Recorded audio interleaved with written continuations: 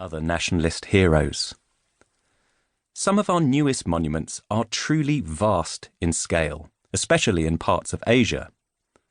At the end of 2018, for example, India unveiled a brand new statue of Sardar Vallabhbhai Patel, who was an important figure in the nation's independence movement during the 1930s and 1940s. Standing at 182 meters, almost 600 feet, it is now the tallest statue in the world. To create such gigantic structures at such huge cost implies an incredible level of self-confidence. These are not temporary structures. They've been designed to last hundreds of years. And yet, who is to say that they will fare any better than the statues of Lenin or Rhodes or any of the other figures that once seemed so permanent? It seems to me that several things are going on here at once. Monuments reflect our values, and every society deceives itself that its values are eternal. It's for this reason that we cast those values in stone and set them upon a pedestal. But when the world changes, our monuments and the values that they represent remain frozen in time. Today's world is changing at an unprecedented pace, and monuments erected decades or even centuries ago no longer represent the values we hold dear. The debates currently taking place over our monuments are almost always about identity. In the days when the world was dominated by old white men, it made sense to raise statues in their honor. But in today's world of multiculturalism and greater gender equality, it's not surprising that people are beginning to ask questions. Where are all the statues of women? In a country like South Africa, with its majority black population, why should there be so many statues of white Europeans? In the USA, which has a population as diverse as any on the planet, why is there not more diversity on display in its public spaces? But beneath these debates lies something even more fundamental.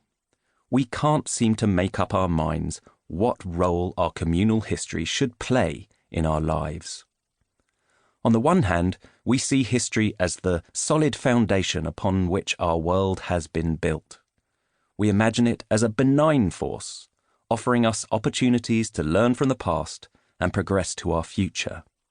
History is the very basis of our identity. But on the other hand, we view it as a force that stultifies us, holding us hostage to centuries of outdated tradition. It leads us down the same old paths to make the same mistakes again and again. When left unchallenged, history can ensnare us. It becomes a trap from which escape seems impossible. This is the paradox that lies at the heart of our society. Every generation longs to free itself from the tyranny of history, and yet every generation knows instinctively that without it they are nothing, because history and identity are so intertwined. This book is about our monuments and what they really tell us about our history and identity. I have picked 25 memorials from around the world which say something important about the societies that erected them. Some of these memorials are now massive tourist attractions. Millions of people visit them every year. Each of them is controversial. Each tells a story. Some deliberately try to hide more than they reveal, but in doing so show us more about ourselves than they ever intended. What I most want to demonstrate is that none of these monuments is really about the past at all. Rather, they are an expression of a history that is still alive today and which continues to govern our lives whether we like it or not. The monuments I have chosen are all dedicated to one period in our communal past, the Second World War. There are many reasons for this, but the most important is that, of all our memorials, these are the only ones that seem to have bucked the current trend of iconoclasm. In other words, these monuments continue to say something.